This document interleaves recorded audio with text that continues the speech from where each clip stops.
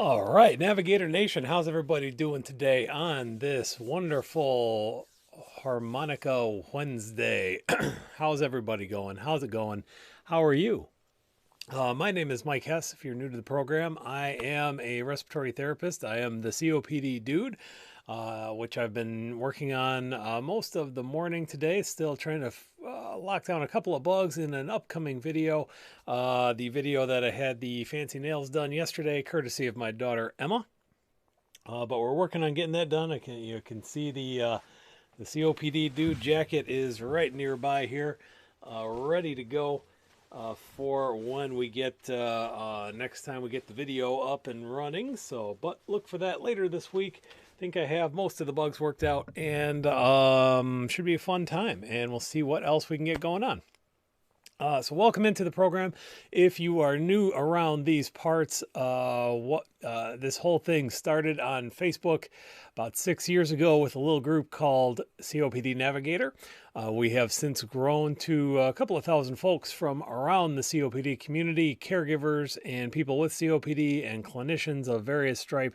We've got all kinds of folks ready to share their stories and give their advice and let you learn from their experience. We've got all kinds of fun stuff during this whole crazy time in which we live, where we're all kind of stuck at home. We've been doing some fun different things, including, as I said, we get the nails done on Tuesdays. We've got harmonica class on Wednesday. We've got usually some kind of throwback on Thursday, and of course, Fitness Friday, where we're looking at maybe some stretching exercises this week, or maybe just having a little bit of fun, one or the other, or maybe even both.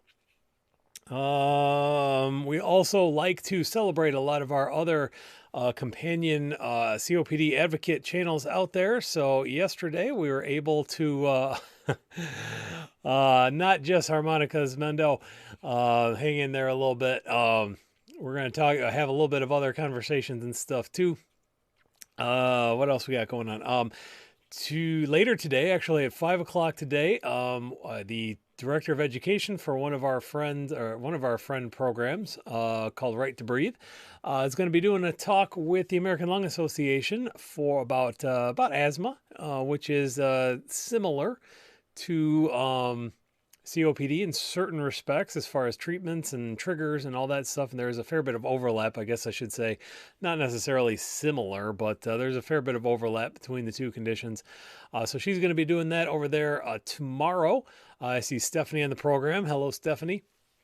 Tomorrow, the COPD Foundation, of which Stephanie is a member of, is going to be doing a webinar more closely related to the ongoing pandemic, featuring, I believe, Dr. Tomashow, and I can't remember who else is going to be on that program, but that's going to be very knowledgeable about how to best manage your COPD in the face of rather remarkable times that we have right now. So be sure to check that out. As a result of that, we were not able to quite coordinate, as happens when we got all kinds of irons in the fire right now. But that's going to be at 4 o'clock tomorrow. So we're actually going to be on at 3 o'clock, a little bit earlier, possibly inconveniencing some of our West Coast friends. But we've also got a cool thing going on tomorrow night.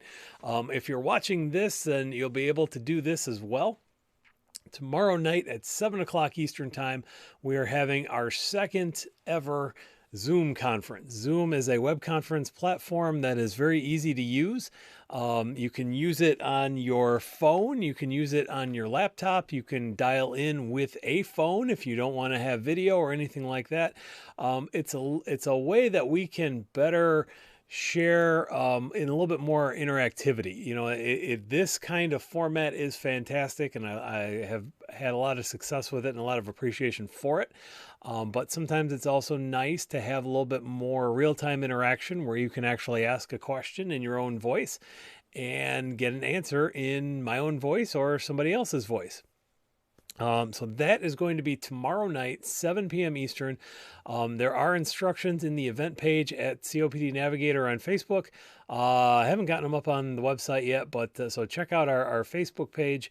Anybody can get to that, and we'll be doing that. I'll get that on the website after we're done with this fine program. One other thing I've been looking at potentially doing is starting an email list that has some of these events and things like that, especially, even once we get out of this whole pandemic thing, we are going to continue on with a lot of our COPD initiatives. Of course, the COVID isn't the only thing going on right now, and we're going to need COPD advocacy on the other side of things. So, getting ready to start an email list if you're interested with that. We'll also have the updates for things like the Ready Room, the Zoom conference, or other special events that we might end up doing. So, of course, if you're interested in that, look for that coming very soon. And I think that about sums up our week right now. So we'll take a moment and say hello to our very good friend John Linnell, checking in from Wisconsin.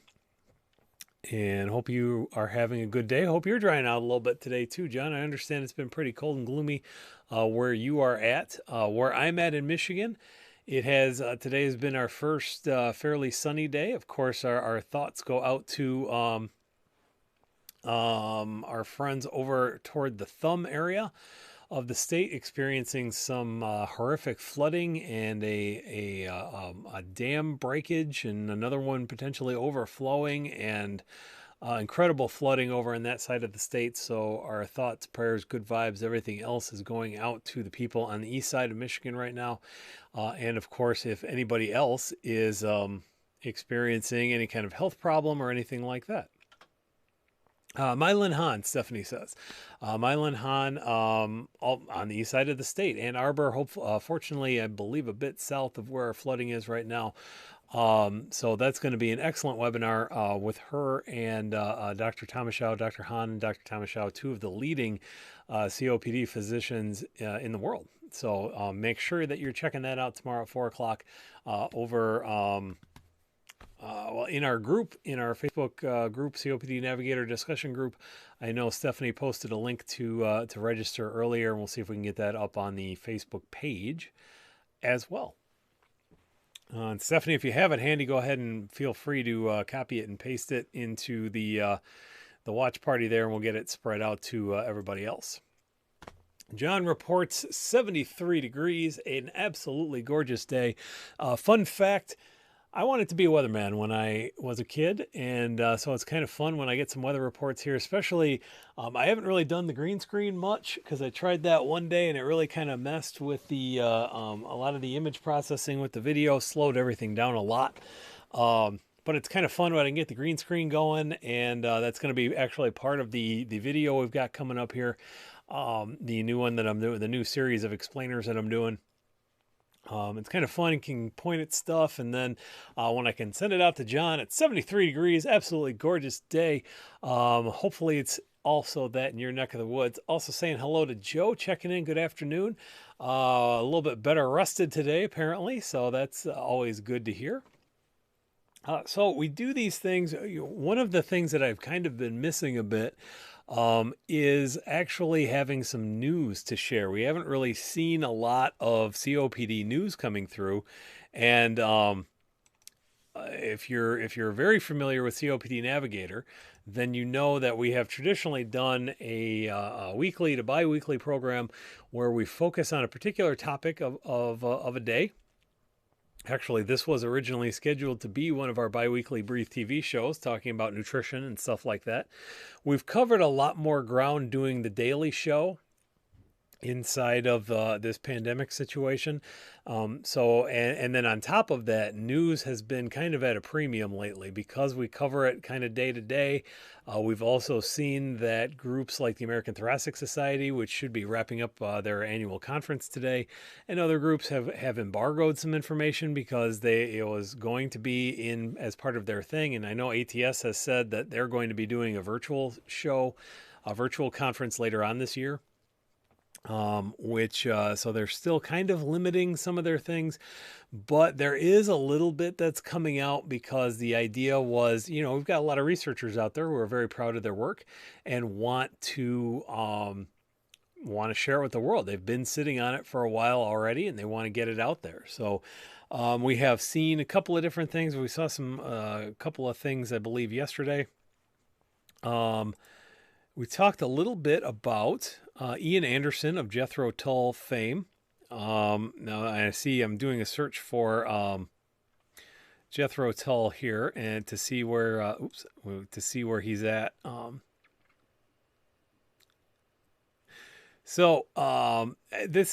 glad I came across this actually, because this is a really important message, and this is why I really hope that potentially we can get somebody like Ian Anderson to be a little bit louder advocate, or maybe even on the show here at some point, in this day and age of remote stuff. So this is a clarification from about 6 days ago on a site called loudersound.com, where Ian Anderson had mentioned that even at 72, COPD wasn't necessarily impacting his day-to-day life, but he had a couple of exacerbations and he had flares and all that stuff, and he had was talking about that journey a little bit. And he had mentioned that, let's see if I can actually, so the quote was, he was quoted as saying, "I do struggle. I have what are called exacerbations, or periods where I get an infection that turns into severe bronchitis. And I have maybe 2 or 3 weeks where it's really a tough job to go out there on stage and play." Of course, he's a flautist with Jethro Tull. And then he went on to say, "Fingers crossed, I've gone 18 months now without an exacerbation, and I'm on medications." And John knows where I'm going with this.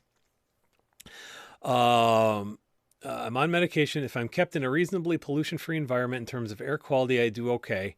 But my days are numbered, is what he said. And of course, that's kind of a problem for a lot of folks, because especially when, as John, I'll steal another one of John's lines, where when he goes, he wants to go with COPD, not from COPD. And he also is fond of saying that he doesn't have an expiration date tattooed on his foot or anything like that. So it's really difficult. And I know this is easy for me to say because I don't deal with it day to day either. It's really easy for someone to say, my days are numbered, or how much long. It's easy for somebody to try and make that claim where, I'm at this point, or we talk about not using the phrase end stage or anything like that, because it's easy to say that, but it's not at all easy to measure that. A lot of times people ask as a clinician, well, okay, so I'm at this stage, how much time do I have? And it's like, I don't know. So you really shouldn't say that your days are numbered, especially if you have a platform like Ian Anderson of Jethro Tull fame. So he did say in a statement, "Thank you for your concern. I've had 14 months with no infection. So last year was actually the first year since my 20s where I didn't get sick at all. I really meant when talking to," apparently this was Dan Rather a while back, "that my days as a singer were numbered rather than days to live." And I know Mendo can speak to this a little bit as well. Part of the reason a little bit maybe gun shy about the harmonica is he's been open about the idea that, or the fact that he used to play harmonica in a band, but is not able to do that very well anymore because of the airflow obstruction. So it is a little bit more practical to say that, you do have to make some lifestyle adjustments, obviously. And it is, fairly safe to say that he's trying to.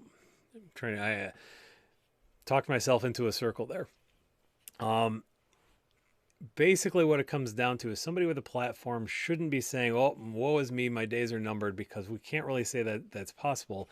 And it is very important. We're talking about you do have to make lifestyle changes. You do have to do those sorts of things, but we can, in some cases, overcome a lot of that stuff and provide certain goals and things like that.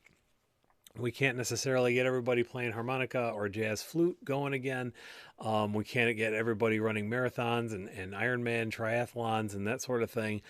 But we can help you learn to manage these symptoms as best as we possibly can with our current technology. And I hope that we get away from the ideas of days being numbered and end stage and all that stuff. Hopefully, and that's why, like I said, that's why a correction like this is so critically important. Yeah, I believe he actually attributed a lot of this stuff to exposure from stage chemicals like the smoke and things like that. So fun facts all around.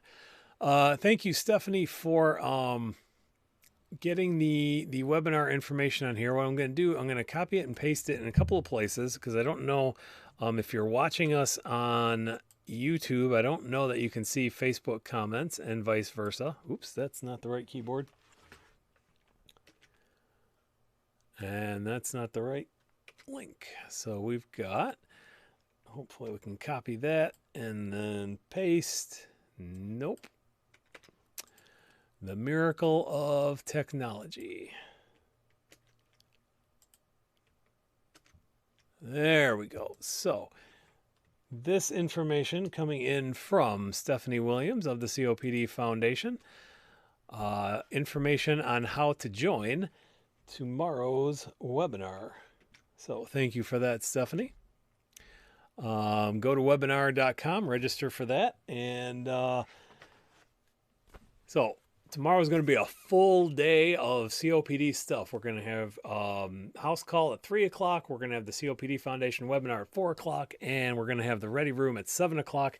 What are we going to be talking about, you ask? Well, I'm glad you asked, because we're going to be talking about meds. We're going to be talking about, I had a couple of different conversations today still about why medication device selection and all that stuff is so critically important. And unfortunately, it still comes down to, in many cases, the patient or the person with COPD or the caregiver advocating on their own behalf, because clinicians are still not taking enough time really to teach and to emphasize, to understand the importance of it, to teach other clinicians about the importance of it. So tomorrow night, we're going to be talking all about inhaler technique. We've got a couple of fun devices that we can show. I'm going to see if I can rope Emma into doing a little bit of a demonstration, or helping me with a demonstration, so we can do a little bit of teaching. If not, perhaps my beautiful wife Kelly will help, and we'll see what we can do with that. So with that said, while hopefully Stephanie is still floating around here, I got a challenge from her yesterday that I think is pretty cool.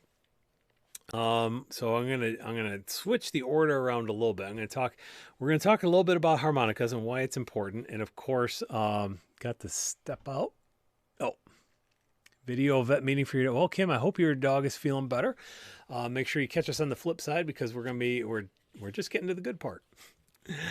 Kim, of course, one of our longtime harmonica advocates, does a great job. But we're going to be doing, we're going to jump right into it then. So Stephanie was throwing it out there that we're trying to do a somewhat unique thing. You've probably seen some of these videos going around where a couple of different groups are maybe doing a song or doing a video together. I think Jimmy Fallon does it a lot, and it kind of looks like the Brady Bunch, where everybody's in kind of their own little square. Shoot, can't get that quite onto one page, but the COPD Foundation is looking to put something like that together to celebrate their Harmonicas for Health program, as well as the upcoming Memorial Day holiday. So, turns out that this is the challenge. It is America the Beautiful. We're going to see it. Oop, that's the wrong button. I think we figure out it's Alt. Yep, hold down the Alt button here. So the way this is going to work, and I'm sure Stephanie would be able to give you information as well if you are interested. Let's see. Get this over like so, and lean this way, and we're going to play a little bit of, oops, double click on that guy. There we go. We're going to do a little bit of America the Beautiful, and this is Harmonicas for Health.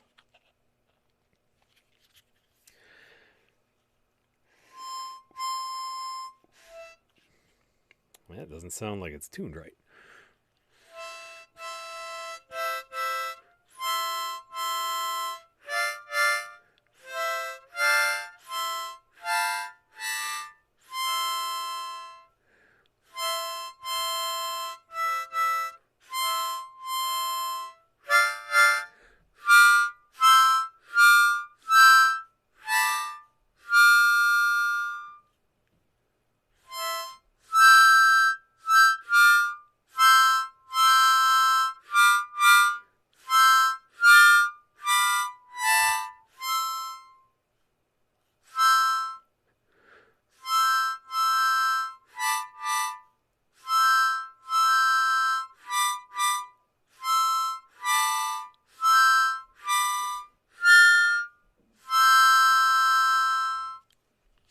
So, harmonica, that is, as you hopefully could tell, America the Beautiful via the harmonica. I don't know. I did not open the link to the actual share drive, so I don't know if this is the precise harmonica tab that the foundation is doing. But this is kind of an example of what we're looking for. So my plan, is tomorrow I'm going to be recording a version of that and sending that over to the COPD Foundation for review. If you are interested and you have your own harmonica, let me know, or let Stephanie know, or let me know so I can let Stephanie know, and we'll get you information for how you can submit a copy of that as well, so that we can all play together and raise some awareness and celebrate Memorial Day together. Joe, thank you very much, Joe. Bravo. Harmonica shopping is on my bucket list, he says. Well, I'll tell you, and also welcome Shar checking in. Better late than never, I always say. So real easy to get harmonicas, honestly. At least it was the last time I looked. Everybody's favorite mass retailer now, Amazon, has a variety of them. We got the COPD Foundation has a Harmonicas for Health starter kit where you can get a liter package and then I believe it's 10 player packages for a certain amount, so that you can get kind of things off the ground. Because that's kind of the intent of the Harmonicas for Health program.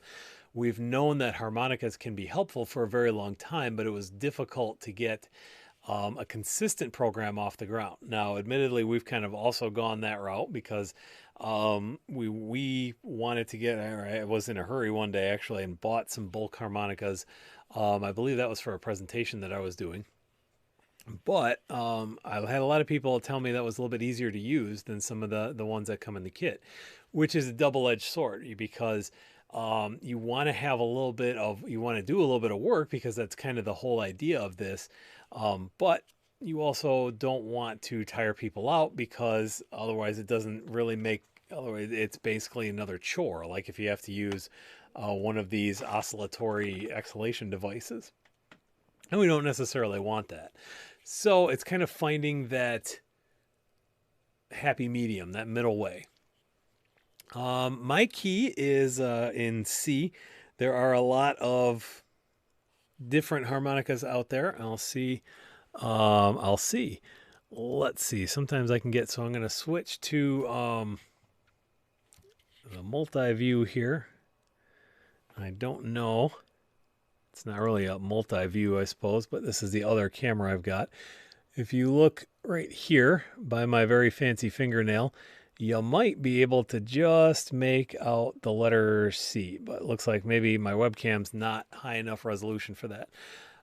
This camera and this harmonica and many others are tuned in C. Now, of course, there are a lot of other ones out there also, but a lot of other tunings and things like that. But this is in C.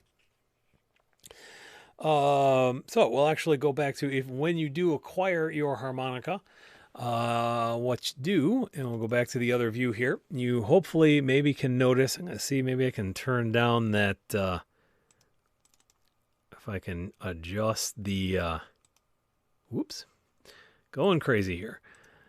Okay, I'm going to see if I can turn down the saturation a little bit and maybe get just a bit more clarity. Yeah, there we go. If we turn up the contrast, so we're going to get real stylized for a second here. Do not adjust your set. This is me trying to help everybody out here. I'm going to apply that. So you can see, similarly to where you can see it's tuned in C, whoop, wrong finger, tuned in C, you'll also note that, I thought I had it just right, but apparently I went a little too Goldilocks on it.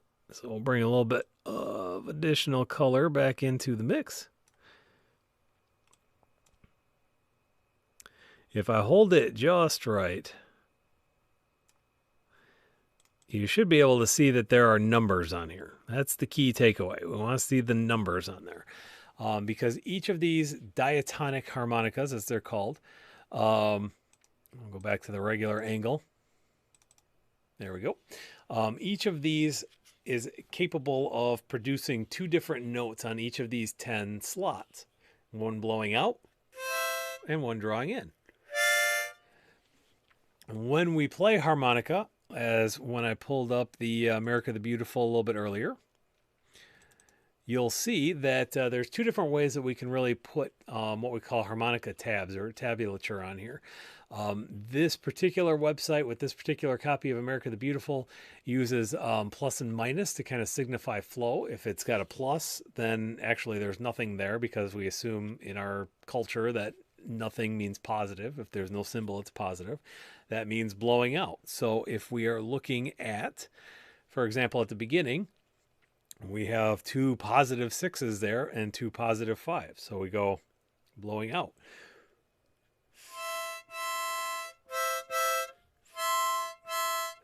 And then once we hit those positive 6s again, we see those negatives. And that, as you probably can reason, means you're drawing in. So this first line, blowing out twice, blowing out twice, blowing out twice, drawing in twice.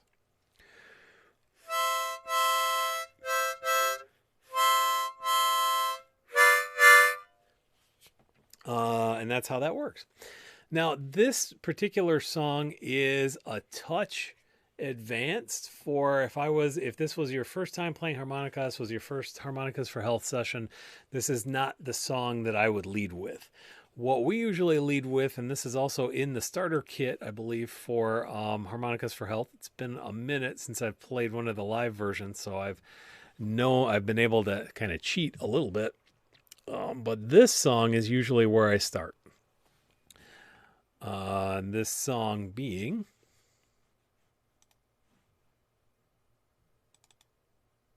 there we go, Twinkle Twinkle Little Star.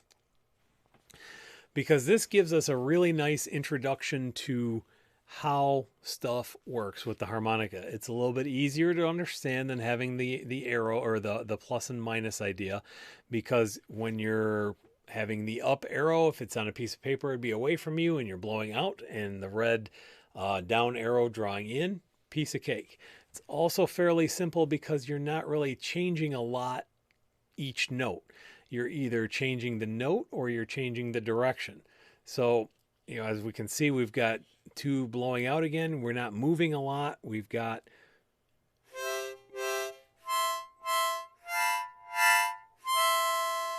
and I'm probably on two notes there, but that's all right because I'm not very good.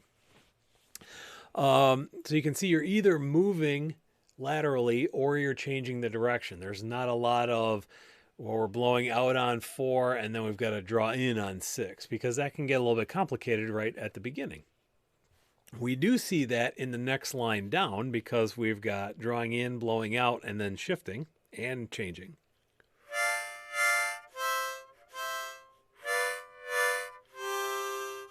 So it's kind of a nice progression. We start with some of the very basic stuff. We add a little bit of a twist to it. And then we get into this next set of lines, which is nice because they're just doubled. So if you know one line, you know both lines.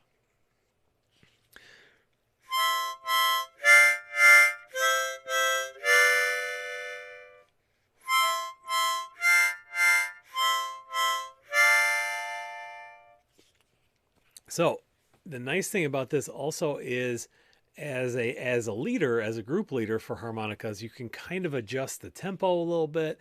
You can see what your individual group needs are, because we've had we have people who come in with all different severities. We've even had people who come in, some people have COPD, some people have pulmonary fibrosis. We've got a lot of different conditions, a lot of different health status, a lot of different endurance and things like that. So sometimes you need to take a break after every line. Sometimes we can do 2 lines, sometimes we can do 3 lines. It all depends on where you're at. Just like all the activities we try to highlight on Fitness Friday, there's so much room to adapt where you're at, where your group is at, and where you want to go. So that takes us down to the bottom line, and eagle-eyed viewers can see that these last 2 lines are exactly the same as the first 2 lines. So the third nice thing about this song is it's very short to learn, because there's really only 3 different lines. How do I turn the captions off? It's driving me crazy. I don't know exactly. That was a thing that Facebook all of a sudden decided to do. Okay, so I don't know if you're on my computer. I have a copy of this on the laptop here. At the bottom right of the screen, you should see a gear, something that looks like a gear. And if you click that gear, you should see a menu that pops up that says auto captions auto generated. If you turn that off, they should go away. That should be that. That's what happened on here. If you happen to be using the mobile version, I might be able to well, now it's got me all the way back toward the beginning. Oh, here we go. Oh,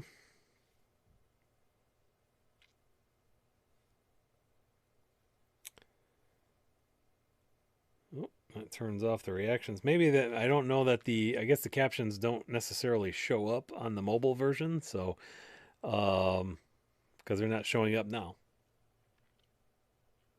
But so yeah, click that little gear thing and should be able to turn off those captions. So yeah, we'll take this one from the top once again. I'm going to zoom out just a touch so that we can see the whole shebang here. Hopefully, can I go? Yep, that should.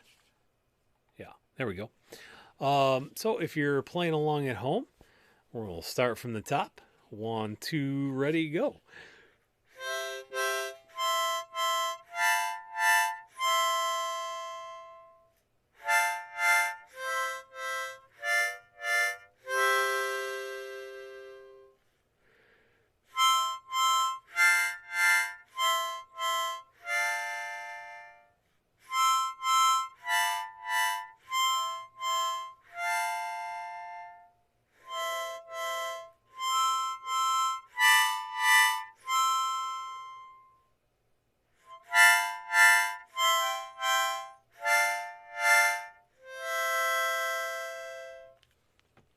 So that is one song down.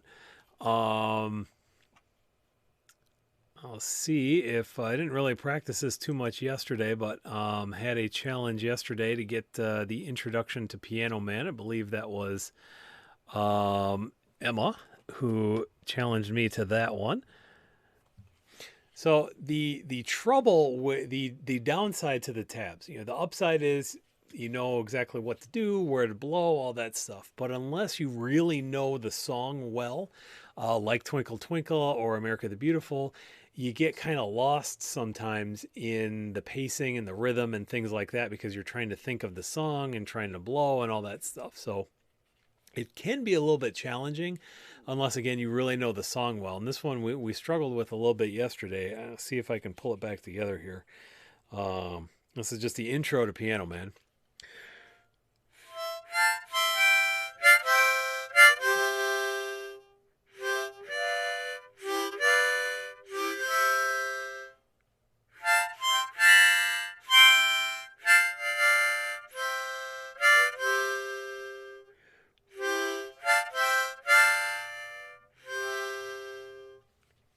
So a combination of I am not super good at harmonica, and I don't have the pacing down yet. I will tell you that that probably sounds better than yesterday, for whatever that's worth.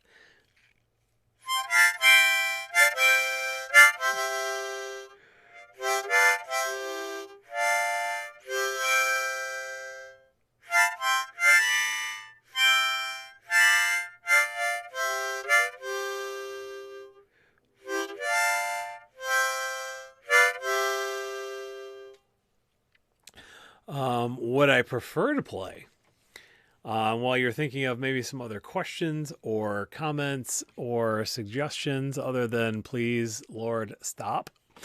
Um, so sure. Well, I'm not seeing the captions on my phone, so I'm not sure how to suggest that. So oh wait, there is. Okay, so if you, nope, that's just the picture quality. So I'm not seeing a thing where you can turn off the subtitles on the phone. So I guess hard to say. But they are kind of weird. I will definitely say that. So I kind of prefer this song. This is one of my favorites, especially since we were in New Orleans for the American Association for Respiratory Care last November. Hopefully we'll be able to get back there again someday.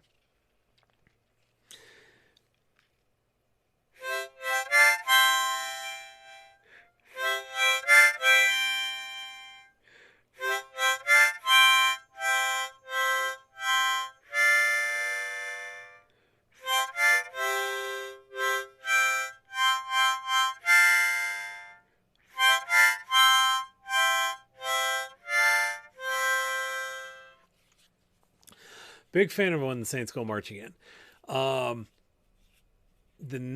Another positive for harmonica music, particularly the tablature, is that there's a lot of it out there for free. So if you get yourself a harmonica, you're able to see a lot of these things. And then, of course, there's also YouTube videos that can kind of give you an idea of where things are at. There's a lot of resources to go out there. I would love to see the Harmonicas for Health idea and program start taking off more. We've had some trouble getting it off the ground. We've been kind of inconsistent here in Kalamazoo, but it's definitely something that I'm hopeful that we can readdress when we start being able to get together again. And in the meantime, I am seriously considering, perhaps as early as next week, maybe doing a Zoom Harmonicas for Health. I might throw it out to the group, see if there's any interest in that. That might be something I have people sign up for, just again to see if there's any interest in that, and start having a little bit more interaction on that regard. Before we get into any more songs, oh gosh, Shar saying felt super tired when I woke up. Checked O2 and nothing wrong. Must be too tired today. Don't have the virus, right?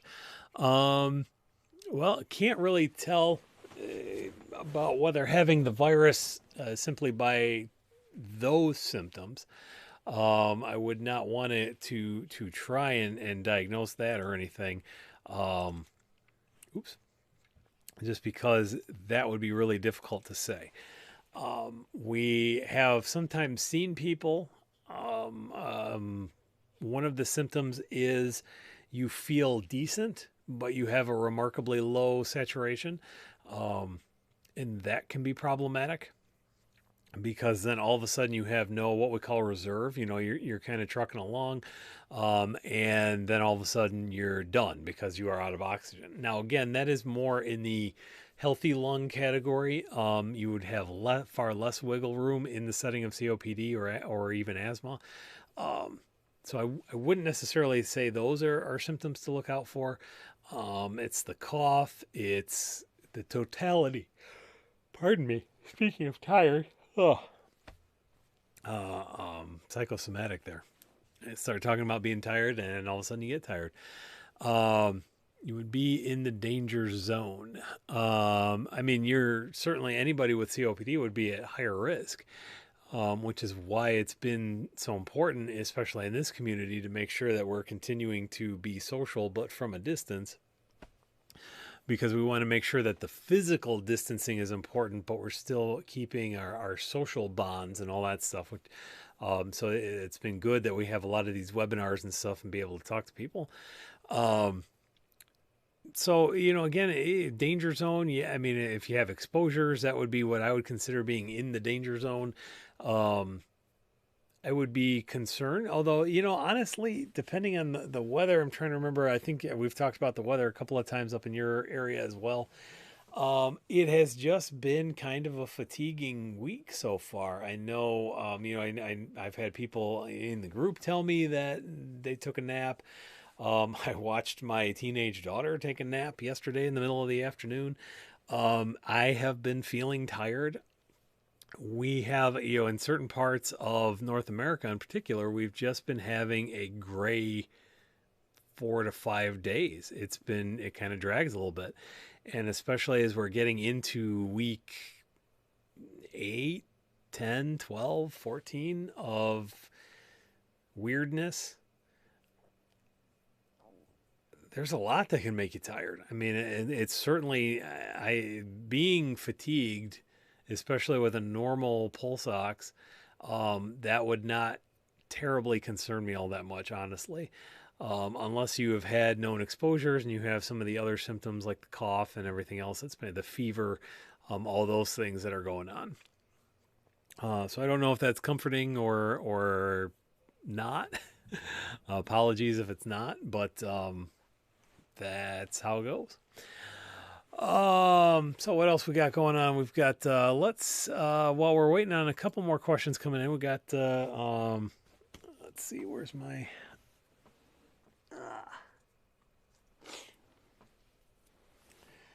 Kleenex there to rub the old nose, the schnoz. While we're waiting on some other questions to come through, as I hope they are,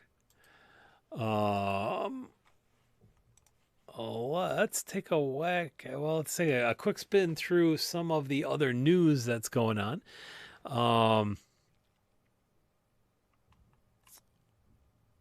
Let's see. This is one that is not terribly shocking, considering all of the other research that we've been seeing.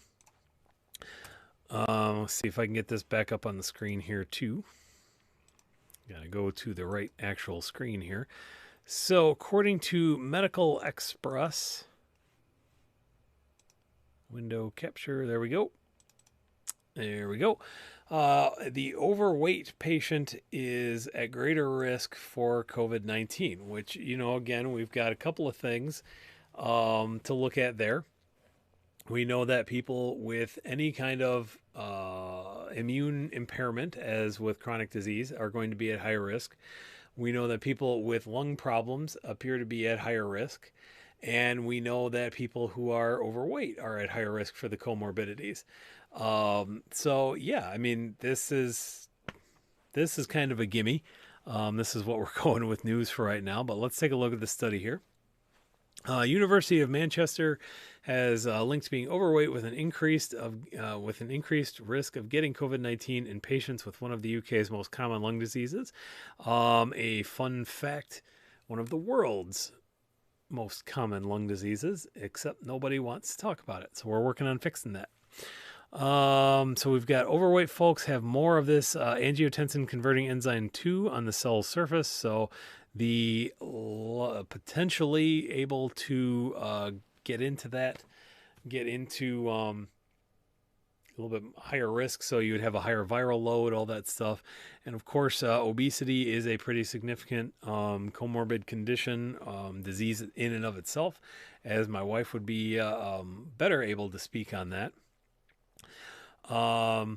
and it creates higher mortality. So this is kind of one of those studies that's like, yeah, we found this information, and it's like, yeah, okay, kind of confirms with what we already knew. But good to, it's always healthy to have the your assumptions validated.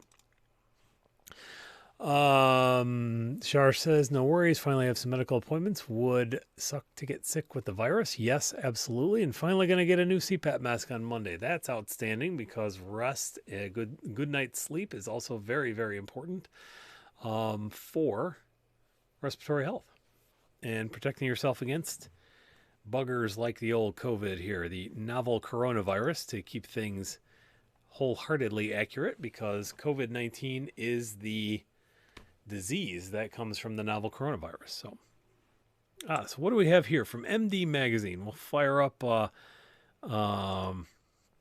Let's see if we talked about this a little bit. Did we talk about this yesterday? I don't think we did. So we talked a little bit about some news that came through yesterday. We're going to talk a little bit more today. This is from MD Magazine, which is a very good source. I've actually followed with the editor here, not a Dr. Kevin, on Twitter. He's a good guy.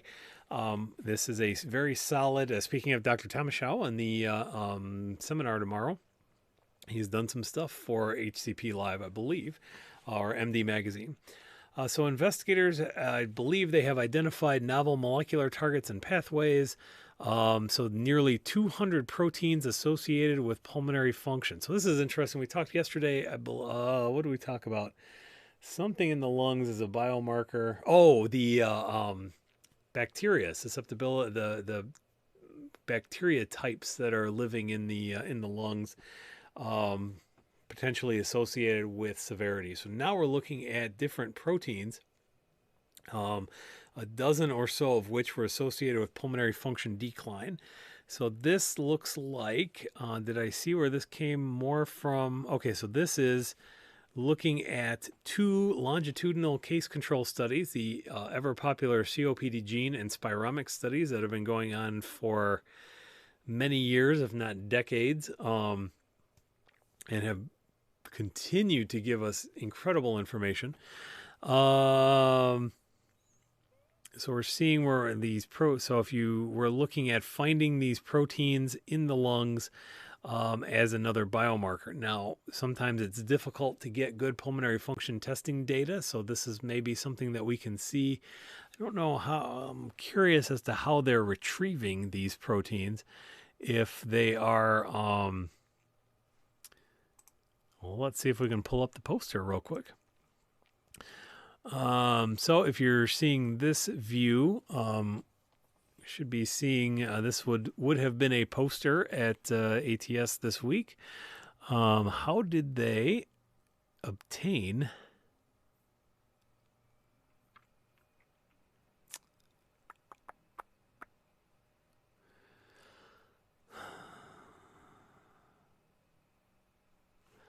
So I'm not seeing where it says how they got the testing for these. I'm not even sure if they're blood proteins in the blood, or if they're in the sputum. So we'll have to look into this a little bit, but this is interesting because sometimes it's really difficult to get a good pulmonary function test for a variety of reasons. Sometimes it's accessibility of the lab, sometimes it's effort, sometimes there's a lot of factors.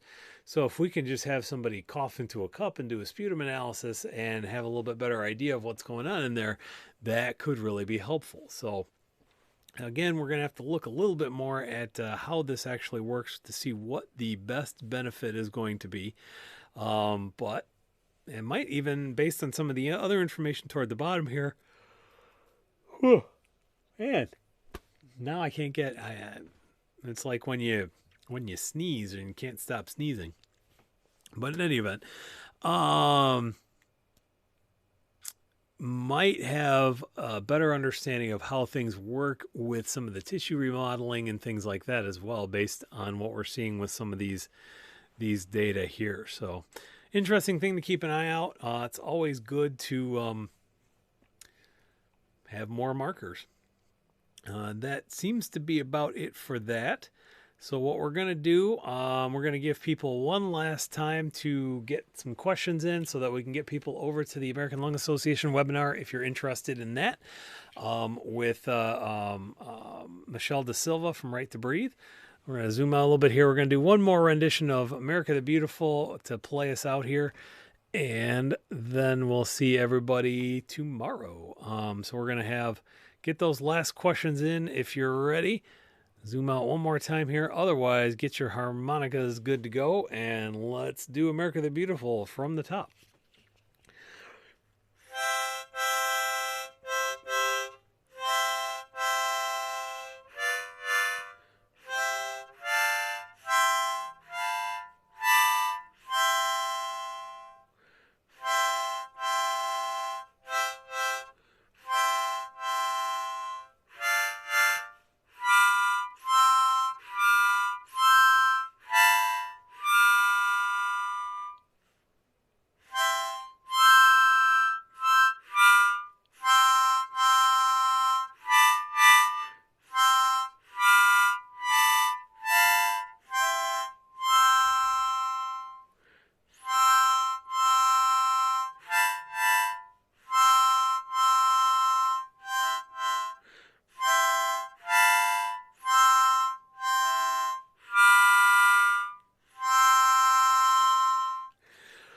I'll still take the Ray Charles version any day, but that one sounded a little bit better to me.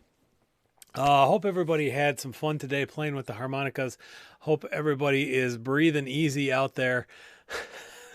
Hello to my cousin Jamie. Getting the America going there. Head on over to the American Lung Association. Say hello to my friend Michelle over there. In the meantime, make sure that you are liking and sharing and subscribing to all of our media out there on Facebook, on YouTube, on Twitter, on Patreon, on copdnavigator.net, where we're getting ready to introduce some more items so that you too can be representing Navigator Nation out and about and helping us raise awareness for COPD and get additional research funding and everything else that we need to do a better job of managing this condition. Until tomorrow, my name is Mike Hess. I am the COPD dude. I hope everybody is continuing to take care of yourselves and take care of each other. I hope you're continuing to stay strong and stay safe, as you are most likely staying at home. And as always, I hope you are continuing to breathe lightly. So we'll see you tomorrow, everybody. Take care.